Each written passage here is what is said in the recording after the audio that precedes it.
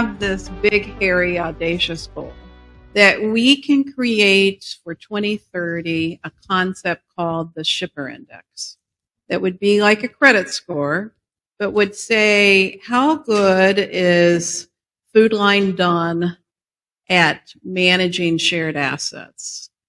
How good is Procter & Gamble Mahoopany doing on on-time delivery? On a credit score, you're rewarded for paying your bills, for, managing your credit, for, your history, right? We have this asset in transportation, whether it's a container or a pallet or a rollable, like Tony was talking about, it's really shared. And we have workers that I think are underappreciated that are drivers. And we haven't made our facilities really driver friendly. I grew up in manufacturing. My first jobs were running manufacturing plants for Procter & Gamble, and then I ran manufacturing plants for Clorox. And, the warehouse was going to threaten to go out on unionization. So my boss says, well, Laura, you're really good at labor. Why don't you go run a warehouse? And I'm like, well, how hard can this be? And the first day, because I was directly loading bleach off of a palletizer, my palletizer went down, and I had 220 trucks lined up the street in Forest Park, Georgia, really shutting down every highway. And I got to meet all the policemen in the area, and they gave me lots of tickets, right? And I got to meet a lot of the drivers in the Atlanta area in not the nicest way. I mean, it was really rough language, right? And I didn't know much about distribution, and I didn't know much about turning 220 trucks a day on 18 doors. Now, 220 trucks a day on 18 doors requires that dock runs like a metronome, that it is always focused on bringing up from the yards, bringing up from your storage, and managing that bill of lading and really getting it out the door. That experience has been one of the best experiences that I've ever had. I learned that truck drivers could be my best friend. I actually made the plant manager build restrooms for my truck drivers, nice restrooms with showers. And every morning I would have coffee and donuts for my drivers, right? And they started taking care of my little break room, and, they actually did great favors for me. But I met Desiree at a conference, and Desiree is a female truck driver, and she's the founder and president of the Real Women in Trucking. And she works on the Florida Freight Advisory Committee as a member, and she's a member of the Martin County, Florida FAC, and she is really trying to change the industry so that we are driver friendly. So I'm going to invite Desiree to the stage, and Desiree represents Real Women in Trucking, and she's going to tell it like it is about how you can become better shippers, and then we're going to talk about what that means. So come on up, Desiree.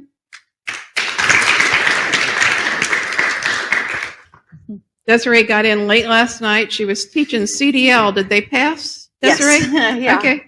And so, we've got 20 to 25% shortage of drivers. So, training drivers is important. So here's your slides. This is my clicker. That's right your here. clicker. Okay, cool. Hi, everybody. I am Desiree Wood, and I am a truck driver. I have been, thank you. I've been driving since 2007, and I am a product of the modern day entry-level driver training system. I graduated mostly by dumb luck and my ability to use social media. I went on Twitter and started talking about my experiences as Trucker Desiree, and within a few months, Dan Rather's producers contacted me and did an investigative report on truck driver training. But unfortunately, when the dust settled, nothing happened. So what I'm going to talk to you about today is things that you might think about the trucking industry from the truck driver's point of view. I do have a college education. I have studied things like supply chain management, global business and public policy, administration of justice, and gender issues. I'm a truck driver by choice, and I'm an advocate by necessity. Our organization was formed in 2010 by working women truck drivers. We were part of another organization that wasn't serving us, so we formed our own. We also formed a charity organization that helps other truck drivers who are stranded on the road, who have been abandoned by their company with their pets or belongings, and we send them money to get home. That is a thing in this industry, and you all should know that. Our organization was one of the first to meet with the new Secretary of Transportation and Department of Labor. I also consult on movies. That's a picture right there of a film that will be coming out in the spring with Morgan Freeman and Juliette Binoche. When you're talking about trucking and you're talking about truck drivers, I want you to not compare apples to oranges. We are very diverse by the freight that we haul in the sectors. I am also an expert witness in court cases that involve sexual assault during truck driver training. The most recent was a $5 million, what they would call a nuclear verdict for one woman. And you probably have not read about it because nobody in the trucking media will write about it. I am sought out by scholars and the private sector for consulting, and I'm involved in some legislation to improve truck parking. So some of the things I'm going to talk to you about today are that truck drivers are the supply chain. There are a lot of opportunities for corporate responsibility. Truck parking is everyone's problem, and the issues around it revolve around the supply chain. Detention at supply chain facilities. This is uncompensated work time. The threat of autonomous to us, we don't know a lot about it, and it threatens our livelihoods, and how you can become the shipper of choice with some very easy things, I think. So what I want to cover first is a lot of people hear about this driver shortage, but they don't really see it the same way as truck drivers do. We see over recruiting. We see bad training. We see low wages. We see mistreatment at supply chain distribution centers, and we see a lot of labor churning. There's also a problem, like I said, with the truck driving. So it is a lot different than what you think. There's a lot of people that enter trucking who don't even know what they're getting themselves into. And the reason is because recruiting is compensated. It's incentivized. And I'll talk about that more in a minute. Truck drivers are very diverse. There are a lot of women who are truck drivers, but this industry is not very inclusive. So who you get to see who are truck drivers is very different than what's out there. These are some of the women, and you can see one is a picture from 1918. That's how long women have been truck drivers. The other ladies there in front of the big Peterbilt are both driving today, and they're in their 70s. They've been driving over 50 years. They are on our board of directors. Sheree Moore has an organization in Chattanooga, Tennessee. I'm going to her event, the She Trucking Expo, next weekend. These are the people that pull Broadway shows when we had them. They do high security freight, pharmaceuticals. One drives an armored truck with her grandson. So I want you to know that there are lots of faces out there that you've never seen before. And there's a very large LGBTQ community in trucking also. So some of this that I want to tell you about is awareness about this shortage, because this recruiting is heavily incentivized. There are a lot of crashes in student fleets, and they recruit people week after week, hundreds of new people. But there's no tie to retention. The recruiters are making money. There's grants and there's subsidies, and there's all kinds of money involved in getting more people to enter trucking and saying there's a truck driver shortage. But if there's no tie to retention, then it's just like pouring water into a bucket with holes. These student fleets have nearly 200% turnover rate. Would you continue to invest in an educational program that has a failure rate that high? This is a lot of it, worker grants and saying that we need these workers. And these people enter this industry hoping they're going to have a career, and they're falling through the cracks. Trucking is one of the top 10 most dangerous jobs to have. New students enter this industry in droves. Along with our organization, we partner with these other organizations or informal groups. It's a community of over 30,000 individuals, and we are inundated year-round with students seeking help to get through student training because they're just not getting the support at the company they've been recruited to and put on the truck with. So this is a leadership failure. It is not a candidate shortage. This is a home time, something that I don't know if many of you realize that most truck drivers get 1 day off for every week they're on the road. So, and they don't get to go home for that 1 day. They have to stay out to accumulate 3 days. And as soon as they get home, their phone starts ringing. We got a load. Hot load of dog food. And they want them to come home after they've been gone for 3 weeks. So you can see that these companies, they portray themselves one way to you or in these trade publications, but they are somebody quite different to the driver. So this one with the home policy over here, if you can read it, we understand the importance of family, which is why our drivers receive 1 day of home time per 7 days on the road. So they actually believe that's nice. That's a benefit. And then the other one is a fleet message on a Qualcomm system, which is how the company communicates to the driver on the road and dispatches their load. The load dispatch would come over this communication in the truck, and then the driver would respond back. But they also send them fleet-wide messages such as this, where they've had drivers taking a little bit longer at home. So now it's a privilege for you to go home. So you're not going to get to go home at all if you're late again.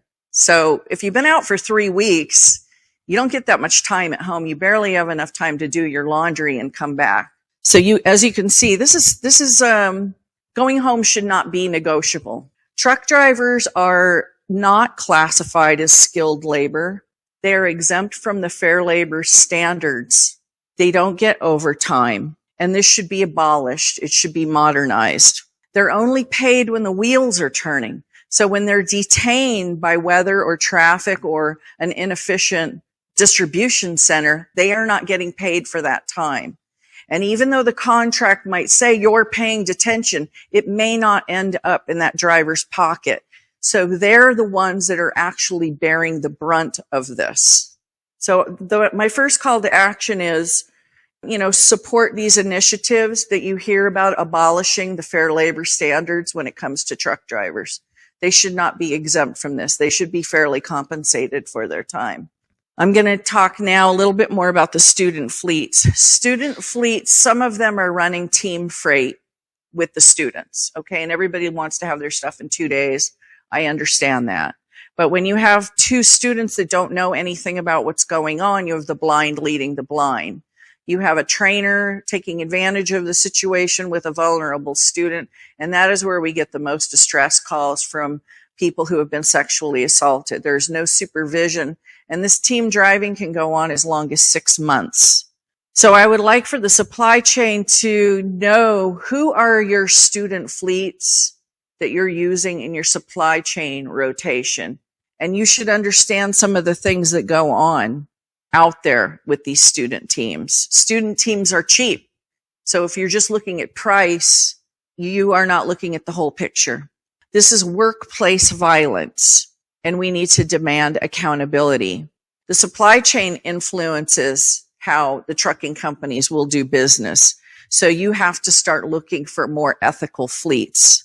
This is the brand reputation from the driver's point of view.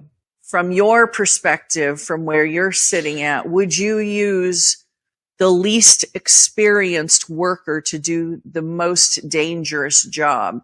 Because team driving requires the truck to move 24/7 while the other person is sleeping in the back. And if that person has only been driving 2 or 3 months or a few weeks, would you sleep very good? And if that person is harassing you or grabbing you or trying to get in the bed with you, I mean, you have to understand they are on the road. They live and they sleep in there. There's no bathroom. There's no shower. There's no supervision. They're 2,000 miles from home. So that is a lot for people to have to go through. Now I'm going to move on to the truck parking issue. Has anybody here heard of Jason's Law by any chance? Okay. Well, Jason's Law began in 2009 when Jason Rivenberg was delivering to a major grocery house in South Carolina. And the location would not let him park on site. He was early for his appointment to deliver milk. They told him, too bad, go fend for yourself. You can't park here. So he went down to an abandoned gas station, and a teenager, saw $7 on his dashboard and shot him for it.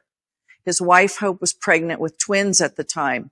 She gave birth to the twins 14 days later and started a movement for truck parking. Why was her husband having to fend for herself? And found out that this had been in critical shortage for over 10 years before Jason was murdered. Jason's Law is now the law of the land. It is in the transportation bill. Truck parking is an eligible activity for funding when states include it in their freight plan. But a lot of states don't even know how to use their freight plan yet because it's pretty new. The ones who have been absent at these work group meetings that are federal, state, and local are people from the supply chain. The one meeting that I know of that a grocery executive attended said, we don't really care about over-the-road truck drivers. We only care about our private fleet.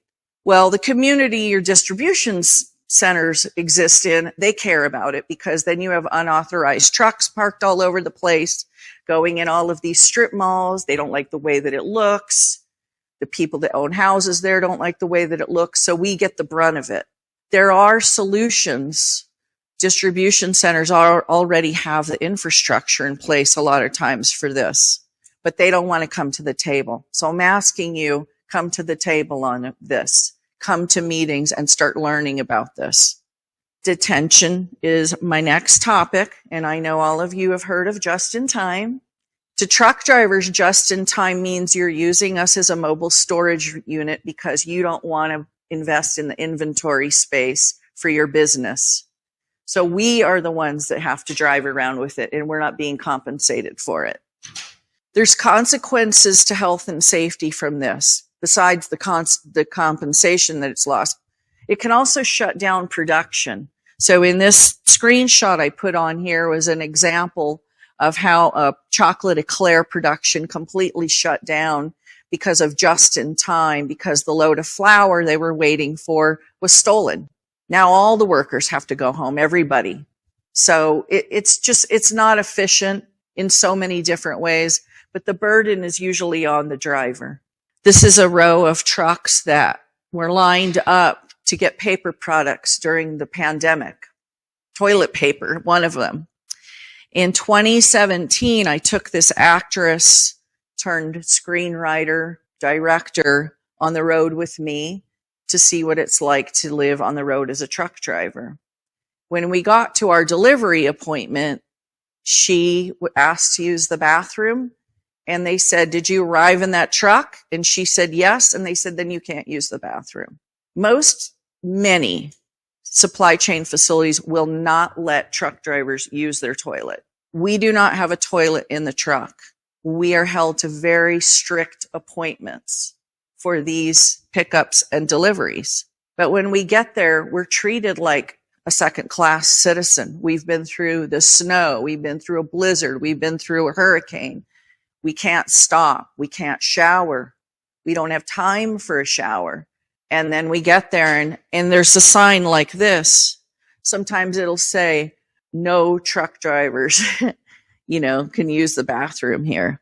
This is a human rights issue. We should not have to beg to use the toilet at a facility. It's not a big investment. And the porta potty, the plastic one out in the parking lot in the winter and in the summer that's not maintained is not enough. On detention, on loading, you can look at these screenshots and see drivers are reviewing you online. These are public places. I wanted to show you this list from back when we did the Jason's Law survey originally in 2013. We asked the drivers, who are the worst places to load with. And we got this list of names that's in alphabetical order. This is several pages long. This is a list you do not want to be on if you're a shipper and receiver. This is the worst of the worst from truck drivers. But this was in 2013 before we had technology where drivers could report it elsewhere. So I want you to know that drivers do review your facility for the way that they're detained on Google and other places on apps. And some of the things that they're saying, I have an 8 a.m. appointment, 3:26 drivers still, how long does it take to unload a trailer? Well, I've loaded a trailer myself and I've unloaded it, and it takes 1 hour when the product is staged correctly and it's ready to go, and put it in there with the pallet. So when I see all of this, it's Six Sigma in the front of the office, but it's not in the back. Here's some more screenshots, 10 hours that this driver, and drivers can tell the difference between false reviews. They do read through them and they make a decision there.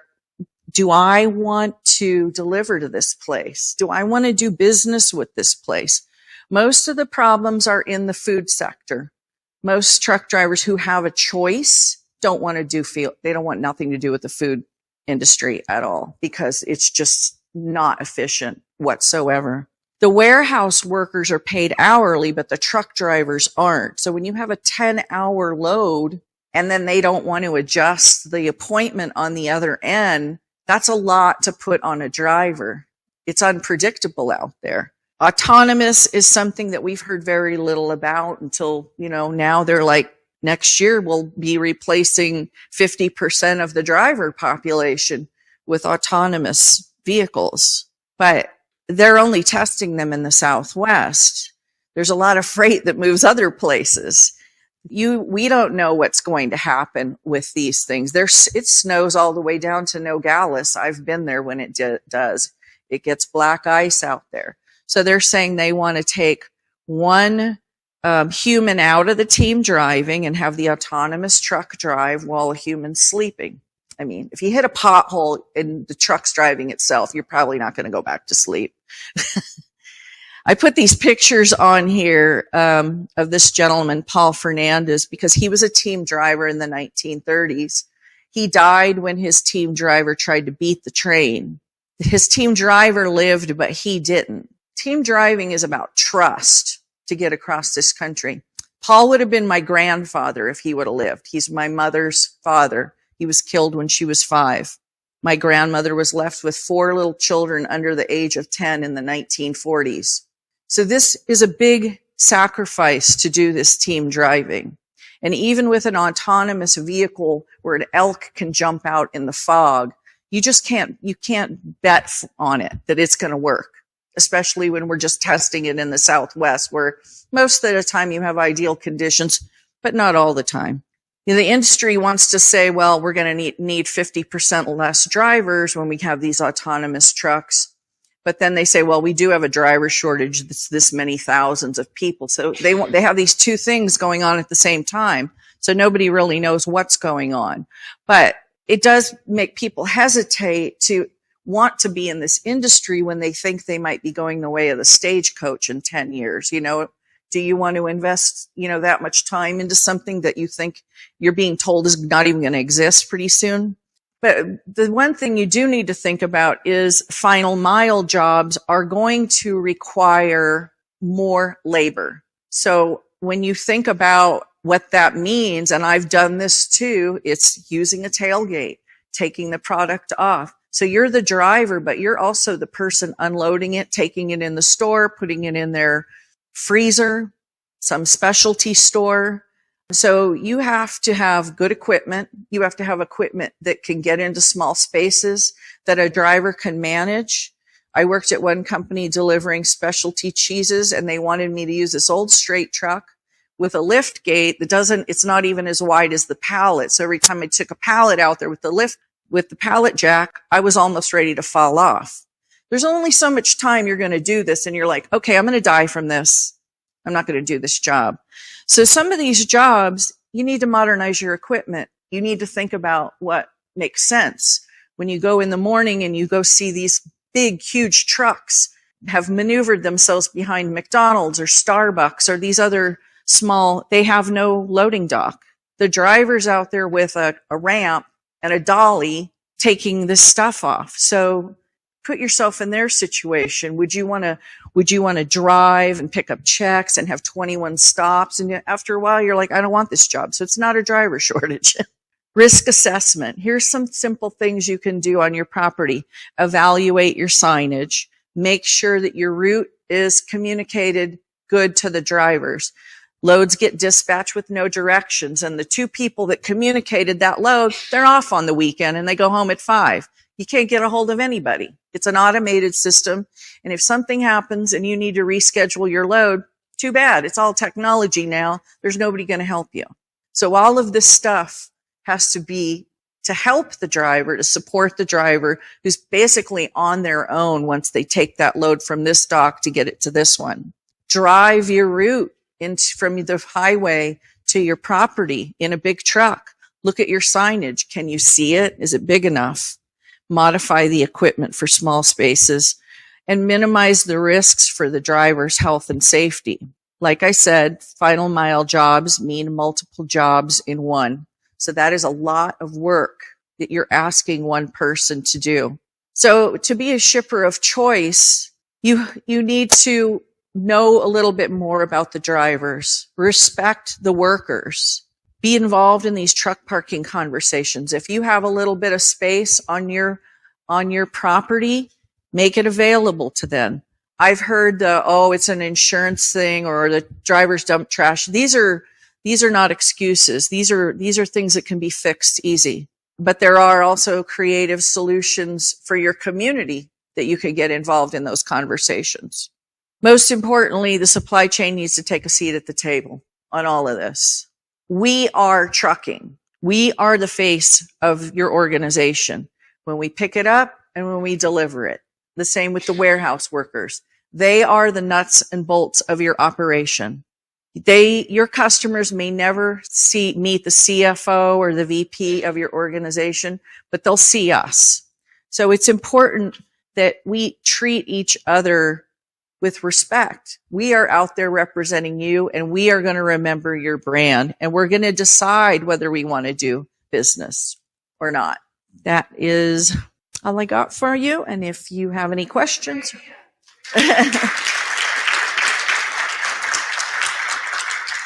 They say that there are 6.5%. I don't really like the way the Bureau of Labor Statistics counts them. I think there's actually a lot more. But there's actually more than that who fall through the cracks because of this bad training. There's really a lot of women who are entering, more than men, I think, right now. And some are homeschooling their kids on the truck. If there are 5 things that you would like a shipper to do to be a better partner, I heard truck parking, clear signage, bathrooms. What else are you going to put on my list? Those are big things, but common courtesy, the guards and the people that work in the shipping office can be incredibly rude to the drivers and disrespectful. And there's no reason for that. Common courtesy goes a long way.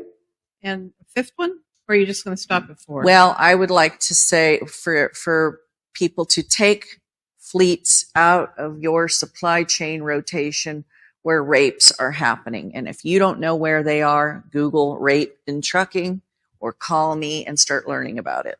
Okay. And now this list that you held up, and we actually had one of your questions of who was the worst shipper in 2013. And those of you who did our trivia, it was Walmart, right? And, Walmart, I've been Googling, and Walmart's right up there. And I encourage every manufacturer to take Desiree's slides that we'll post and Google what truckers are saying about you, because it isn't too pretty, right? No, it isn't. It isn't. But there's some place like, after I talked to you last time, you said, what's a good one? And so I put it on my page, what's a good one? And a lot of drivers came back and said Costco. And even though Costco has a technology barrier when you have to reschedule, they're really nice. They do the best that they can. They are very efficient, And even though we don't get to go into their building, they have one of these, a lot of automation stuff. They just treat you better, and you just feel better when you left there, instead of just abused.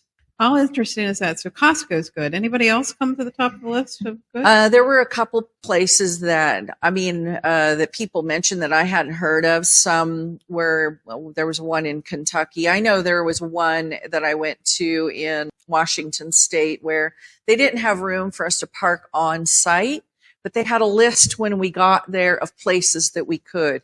Because the reason that we get stuck for truck parking is when you run out of hours of service on the property, and then they say, well, you can't stay here and you can't leave because you're on an ELD. So now you're violating a federal law to get out of there, and there's nowhere to go.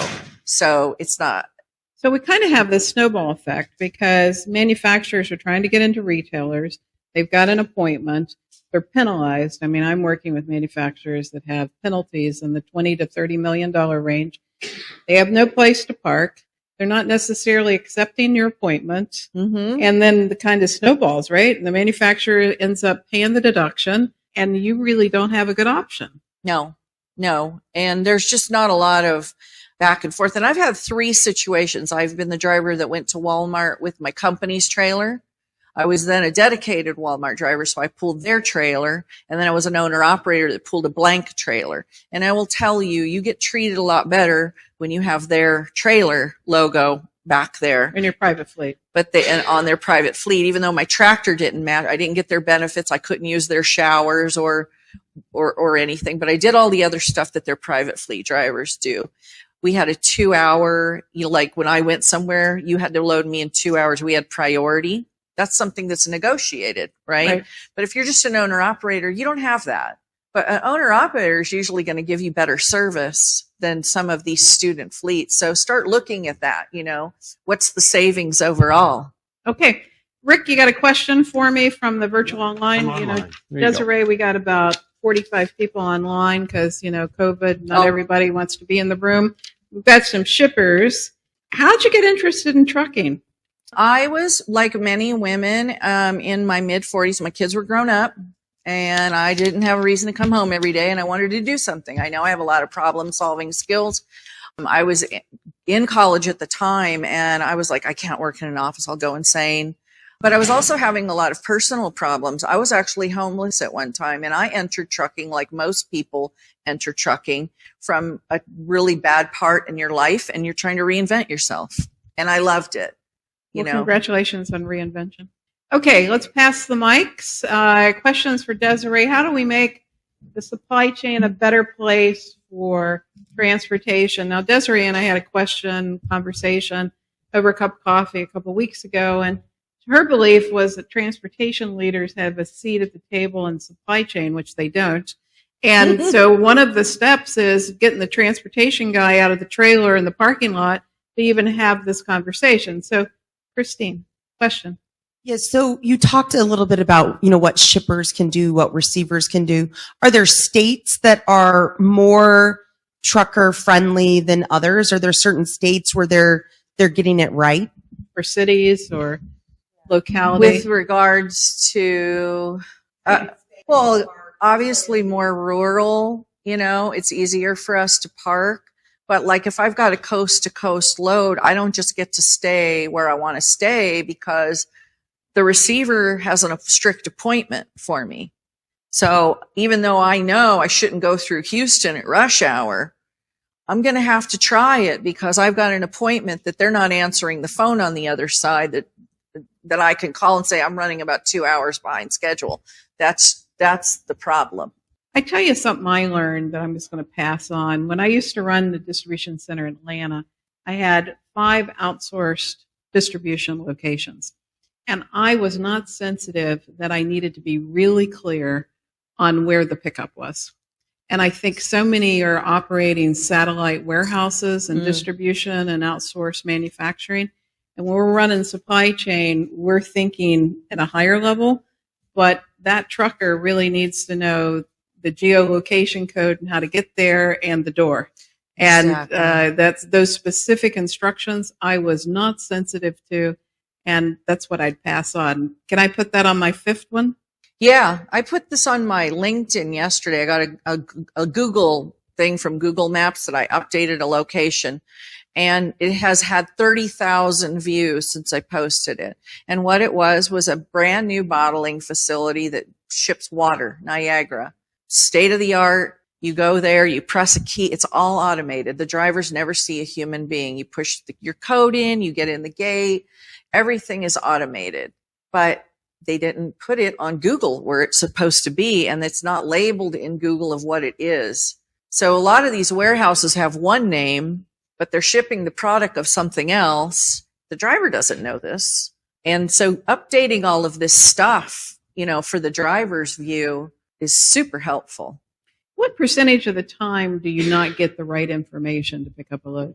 I would say about 50% of the time. Okay. The first thing you have to do is go on Google and look for yourself, do a satellite search of the building and go, that doesn't look right. You have to look and see. I look at the satellite and I'm like, okay, there's trailers here and there's cars here and it looks like there's a road here, but I can't really see. So when I get there, this is what I'm going to do. You are really having to do this in the truck. So Desiree, your name's not Desiree, it's Sherlock Holmes. Yeah. I mean, if you're having to take a Google map and figure out where the trucks are, right? How do you do that in a cab? Do you do that in your off time or while you're driving? You have to do that. Well, when you're picking up the load, hopefully that's part of your trip planning, or when you get the load dispatch sometime before you arrive, because on delivery day, when you're in Los Angeles traffic, you're not wanting to figure this out then. Right. No. You have to have a game plan before you get intersection close of the 5 and the 405 is not the place to be Yeah. doing that on your cab. Jill, you got a question? First of all, that was incredibly insightful, and thank you for sharing. You said supply chain needs to have a seat at the table. Can you be more specific? What tables are we talking about? Yeah. So with the truck parking, we started these national work groups in 2015 at the Department of Transportation, and the American Trucking Association is there. And every time we say, everyone in the room, all these stakeholders, everybody says, how come there's nobody from supply chain here? We're all talking about the problems there. And I said, well, maybe we should name names. Oh, no, we don't want to name. Yeah, we do. I do. I want to name names. Let's write them down. But I think there's a kind of a high level discussion that the truckers think everybody in supply chain talks to each other. Yeah. And that didn't happen. And, and so they're saying a seat at the table. Well, what table and who needs to be there? Because we're really not defining logistics for reliability for transportation for drivers like Desiree, right? And the transportation guy who's running transportation sometimes doesn't even know the people in the front office that are driving supply chain strategy. And often we do a supply chain strategy. They didn't even feasible to get the trucks from the lot to the dock, right? And so we got a lot of opportunity. Question over here. Thank you. That was wonderful. I'm Tyler Cole with Freight Waves. I've got a million questions, but I can download with you offline as well. I am curious, having been in the role for over a decade now, there's a lot we still need to improve, but what have you seen over that time as far as technology goes, either in cab or in your relationships with customers, that has improved the job for you? And where do you think that could go in the next 5 to 10? Can I frame that question a little bit? So we've got GPS, we got telematics. Has that improved your life? Yeah, tremendously. I mean, when you think about drivers from another era, Idella, who's been driving, they used to give them a sack of quarters. They got to call home. You got to go find a phone booth and a bunch of cash to pay for your fuel. And here's the load, and get it to the other side of the country and buy, So you really fended for yourself. So having anything that's trucker path, I like trucker path, even though it has its, but it helps me find a place to park. I like apps that, not too many apps. I like an app that gives me some information. And I love the Google reviews on the shipper, because I can go in there and go, okay, this place does not have it together. Don't book another load because you could be here till tomorrow. When you said about getting involved, the federal meetings have now moved into state and local, called the MPO, which is a metropolitan planning organization.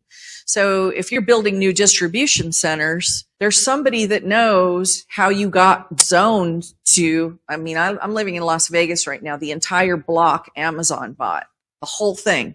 And there's trucks all over the desert. They don't provide anywhere for them to park. Oh, that's going to be a bigger problem as they start building residential areas, because those residents that spent $400,000 on their house don't want to come out to the supermarket and see trucks all over the road. So this is the kind of thing that I see happen over and over. Okay, Desiree, lots of questions, lots of energy. You're going to stay till lunch, is that true? Yeah. Okay, so if you want to talk to Desiree at break, she's great and entertaining.